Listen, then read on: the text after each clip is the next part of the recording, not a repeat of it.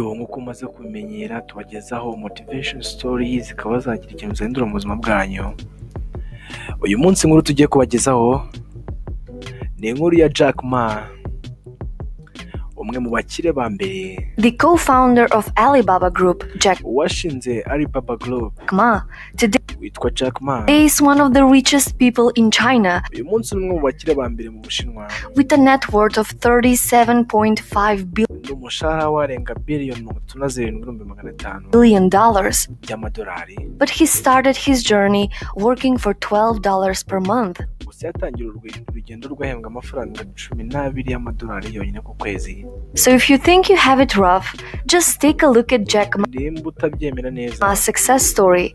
ndashaka urebe kano gakuru tugiye kubaganirira. It will motivate you and inspire you Gashobora kugufasha to never give up, ku buryo utazigera uva ku bintu, because you just can't beat the kubera yuko person who never gives up. ntabwo washobora gukubita umuntu Jack utajya uva ku bintu. Ma was born in China Jack Ma yavukiye mu Bushinwa and comes from a humble family. kandi yaturukaga mu muryango woroheje. He always wanted to learn English, Yahoze yifuza kwiga Icyongereza and as a kid, kandi nk'umwana he spent his early mornings riding 70 miles on his bicycle yamaraga igitondo cye cyose agenda mayiro 70 for 9 years, imyaka 9 yose ku igare, giving English tours to foreigners for free. akajya kureba abanyamahanga It was his akabatembereza ku buntu. way of practicing and learning English. Bwari bwo buryo yashobora kwigamo Icyongereza. In one of those tours, he met a foreign girl Mu rugendo rumwe who gave him the nickname Jack yaje guhura n'umunyamahanga w'umukobwa umwe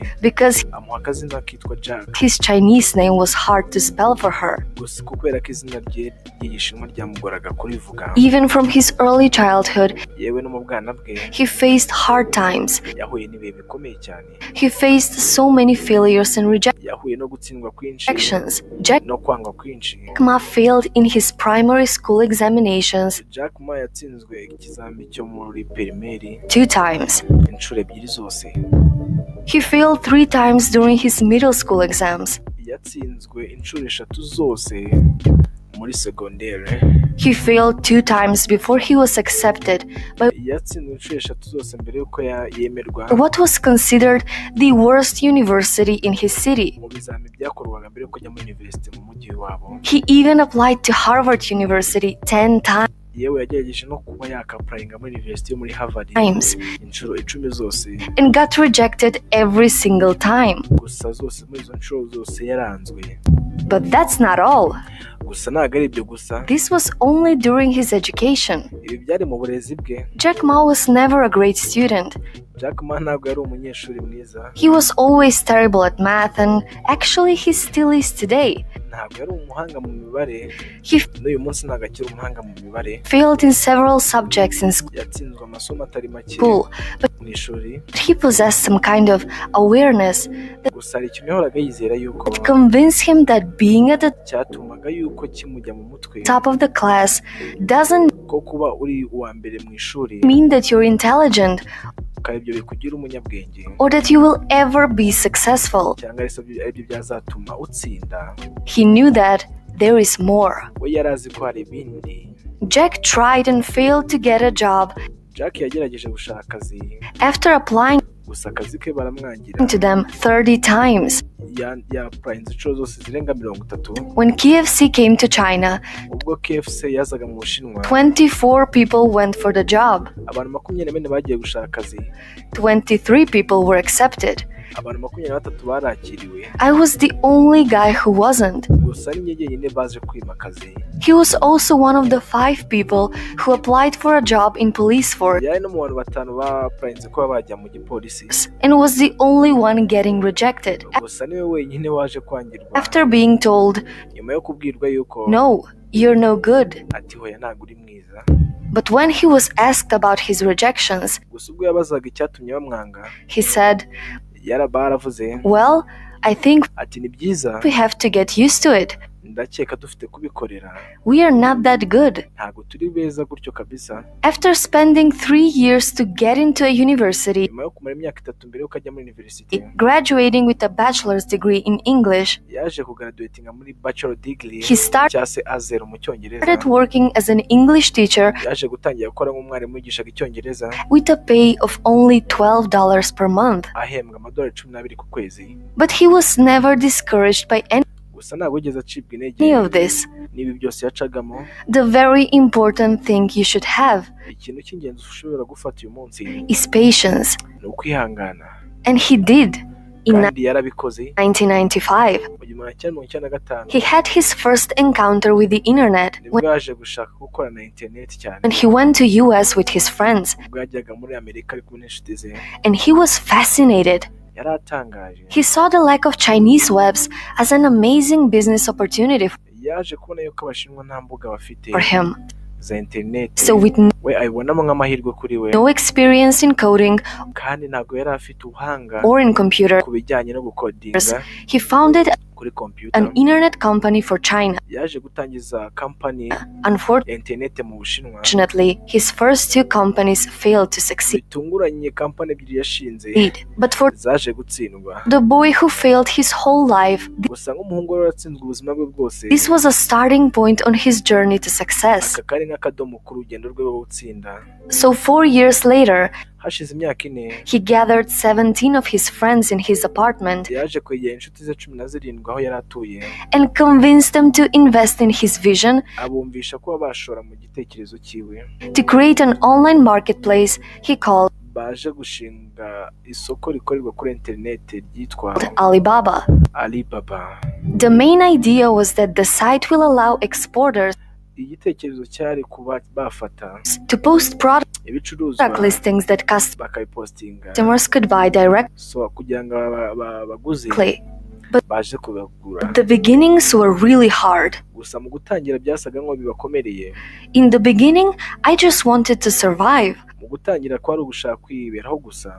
For the first 3 years, Gusa imyaka 3 ya mbere we made zero revenue. nta kintu na kimwe twigeze twinjiza kabisa. But soon, the service started to attract members and investors from Gusa vuba byaje gutangira all gukurura over the world.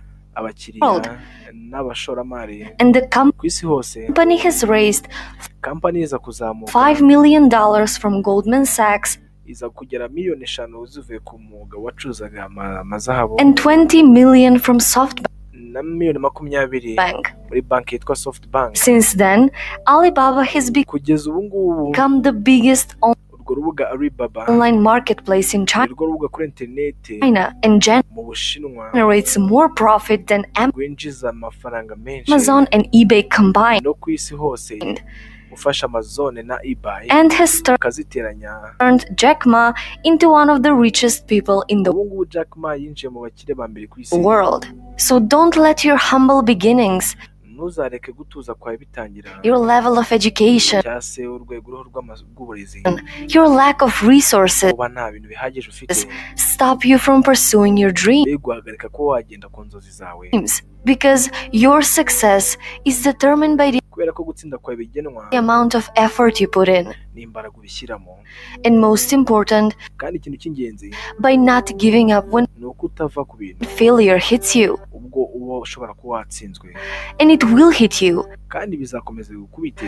If you don't give up, Nuramuka utavuye ku bintu you still have a chance. uzaba ugifite amahirwe, Giving up is the greatest failure. kandi kuva ku bintu niko gutsindwa kwa mbere kwiza. Because if there is a man Kubera yuko who knows the meaning of failure, nimba hari umugabo uzi igisobanuro cyo gutsindwa, it is Jack Ma. yari Jack Ma. Before reaching his 30s, Mbere yuko agera mu myaka 30 he ye, felt like a failure all the time. yiyumvaga nk'ari nk'umuhombyi buri gihe, He felt like a loser. yiyumvaga nk'umuhombyi. But that didn't discourage him. Gusa ibyo ntibyigeze bimuca intege. On the contrary, he said, I know this is a training course for me. Gusa bavuga yuko ibyo byose byari nk'imyitozo kuri we. He looked at every challenge in his life like Yahuye no kugeragezwa kose gushoboka mu buzima bwe, an opportunity. gusa we yabifataga nk'amahirwe kuri Jack we. Ma never thought in his life Jack Ma ntawe wigeze atekereza mu buzima bwe that he will be a businessman. ko azigera aba umu businessman. He never thought he would be a teacher. Ntabwo yigeze atekereza ko azaba umwarimu, And most certainly, kandi ikintu gitangaje, he never thought he would become one of the richest people in the world. ntabwo yigeze atekereza ko azava umwe mu bakire ba mbere ku isi. But at some point in his life, Gusa rimwe mu buzima he bwe was all of those people. yaje kuvamo ibyo byose ategereza cyane ko azavamo. On the opposite, there Yaje kuvamo ikinyuranyo were other things he wanted to do, y'ibyo bindi yifuje kuzakora, like he wanted to be a policeman, kuko we yifuza kuzibera umupolisi, and he wanted to work at KFC, kandi yifuje no kujya gukora muri KFC, but ended being the only one who got rejected. bikarangira ari wenyine ushoboye kwimwa akazi. And it looks like those rejections and Gusa bisa nkaho uko kwangwa kose failures were n'uko gutsindwa kose for his own good. byari kubw'ibyiza byiwe. So don't be afraid of your failures. Ntuzatinye kubwo gutsindwa kwawe. Once in your life, Rimwe mu buzima bwawe try something, gira ikintu wagerageza, work hard at ukore cyane, something, try to change. ugerageze guhindura. Nothing bad can happen. Nta kintu na kimwe kibi cyabaho, And remember, kandi wibuke never give up. ntuzigere uva ku bintu. Today is hard, Uyu munsi birakomeye, tomorrow will be worse. gusa ejo bizaba bibi cyane kurushaho. But the day after tomorrow Gusa umunsi uzakurikira ejo will be sunshine. izuba rizarasa. So, what's your story? None wowe ni iyihe nkuru yawe? Njye ndi Inki, iyi niyo nkuru nifuje kubagezaho uno munsi, ishobora kuba yagira ikintu ihindura mu buzima bwawe. Ngira ngo namwe ujye uhura n'ibintu byinshi mu buzima bwawe biguca intege, gusa nizere ko ino nkuru ugiye kuyifata ukagerageza kuyigenderaho mu buzima bwawe, ukareba ibitagenda neza ukaba wabikosora, kandi ntuzigere uva ku bintu byoroshye. Kanda subscribe kuri Inki utazacikwa n'inkuru y'ubutaha.